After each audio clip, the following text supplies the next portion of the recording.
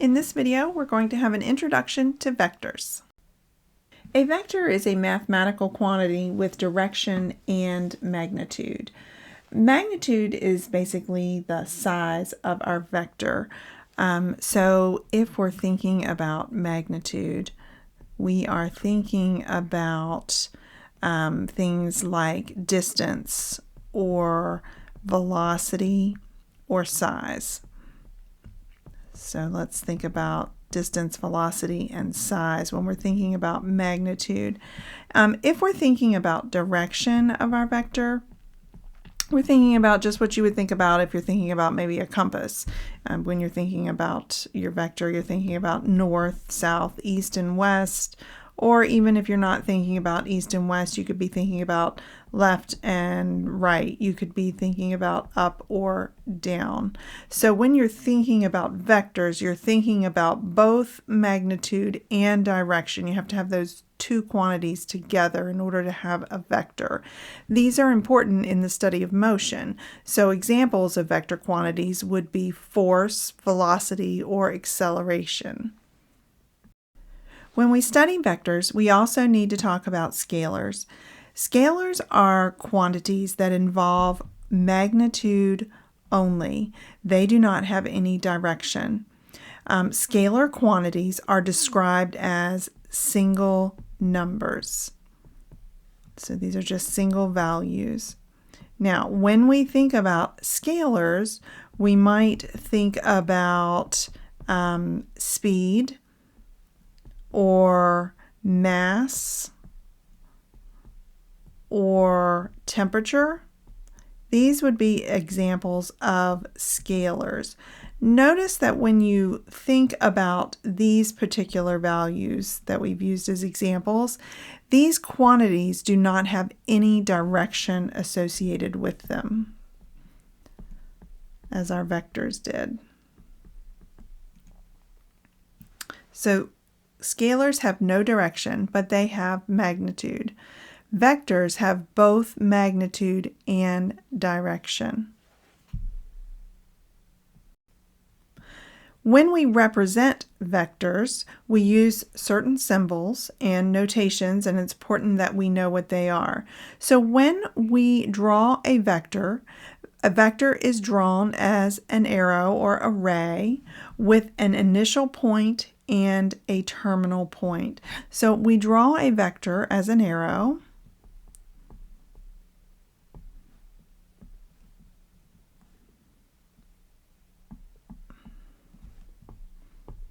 Initial point and terminal point.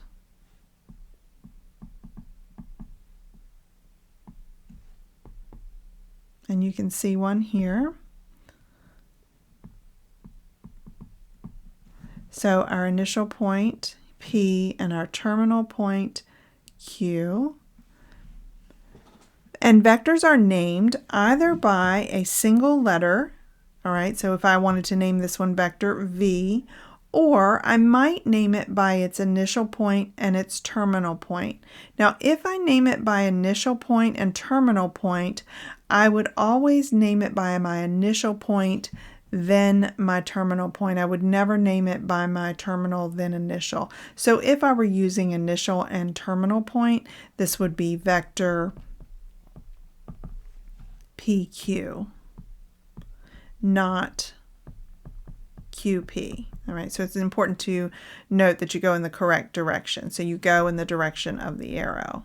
You do not go the other direction when you're naming your vector. When you're writing out your vectors, you're going to see them several different ways. You're going to see typed and done with print, and you're also going to have to write them out with paper and pencil. So there are a few different ways that you're going to see them notated. You may even see them other ways than what is here in front of you. But in your textbook, if you're using the Pearson textbook, if you're in my class, you're going to see them like this. If it's in the textbook and it's not being written by hand, you're going to see them in bold letters like this. If it's written by hand and it's a vector notation, you're going to write the vector with an arrow over top. Now, when we're talking about magnitude, which we're going to get to in just a few minutes, we're going to learn what magnitude is. It is symbolized with the 2 lines on either side. So it's similar to like writing absolute value, although it's not the same thing as absolute value, but it's 2 lines on either side of the vector symbol. All right, so if it's typed, it's just going to be that bold letter. If you're writing it by hand, you're going to have the arrow over top and the 2 lines. So if you're being asked to calculate magnitude, the word magnitude is not going to be written out. You're just going to see that symbolism there. So that is magnitude there. That's what that is. That's what that's being looking for there. So just know that that's the symbol for magnitude. So speaking of magnitude, let's talk about what that is. When we talk about the magnitude of a vector, so magnitude of a vector, like we just said, is symbolized by the 2 lines on either side. The magnitude is just basically the length of the vector arrow. So how far does it go from the initial point to the terminal point? So the magnitude is the length of the arrow, of the vector arrow.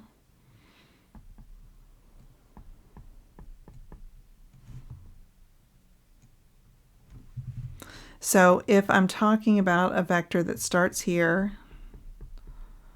and I'm on a graph and I've got x, y as my starting point, and I come down here to the end, and the coordinates of this point is x2, y2, x1, y1. And I'm using x1, y1, x2, y2 so that we can use the distance formula to calculate our magnitude.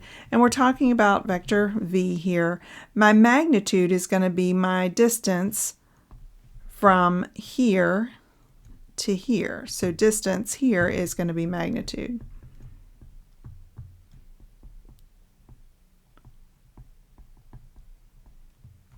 So to calculate my magnitude, I'm going to just calculate my distance using my distance formula.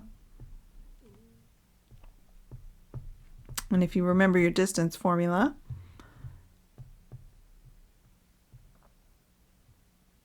we take the difference between our x coordinates and we square them. We add that to the difference between our y coordinates and we square it. And then we find the sum of that, and then we take the root, the square root of that. And that would be our distance formula. So let's practice that. Let's see if we can't find the magnitude of 2 vectors on a graph. So let's say we have these 2 vectors, u and v, and we want to find the magnitude for each one. So let's start with vector v. So for vector v, I have the point 2, 2, and I have the point 5, 6. So I'm going to just use the distance formula here to find my magnitude.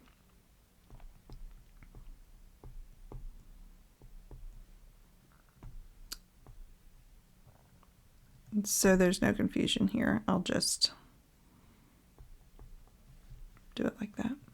All right, so the magnitude of this vector.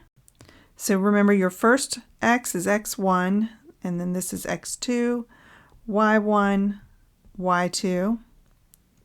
And let me just jot the formula down up here for reference.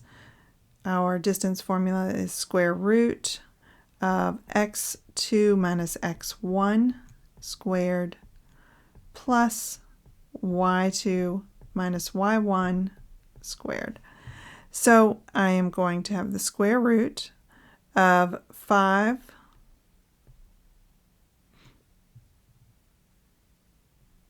minus 2 squared plus 6 minus 2 squared. All right, so we're going to have 5 minus 2 squared, so that's going to be 3 squared, which is 9, plus 6 minus 2 squared, which is 4 squared, which is 16, gives me the square root of 25, which equals 5. So, sorry, I switched colors here because I felt like the blue might be a little too hard to see. So now let's do the magnitude of u. So there was the magnitude of v. Well, let's find the magnitude of u. So u has coordinates of -2 and 6 and -5, 2. So -5, 2 and -2, 6. So we're going to have magnitude u equals square root -2 minus -5, watch your negative signs, plus 6 minus 2 squared.